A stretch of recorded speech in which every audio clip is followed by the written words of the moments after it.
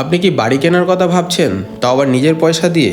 ধরুন এককালীন আপনি একটি টাকা পেয়েছেন শেয়ার বেচে কিংবা প্রপার্টি বেচে, উত্তরাধিকার সূত্রে আপনি ধরে নিলাম 50 লক্ষ টাকা পেয়েছেন। এবার আপনি ভাবছেন যে এই টাকা দিয়ে আপনি ফ্ল্যাট বা বাড়ি কিনে নিন, তাহলে আপনাকে ব্যাংকের থেকে লোনও নিতে হবে না এবং ব্যাংকে কোনো ইন্টারেস্টও পে করতে হবে না। এটা আপনি সম্পূর্ণ ভুল ভাবছেন।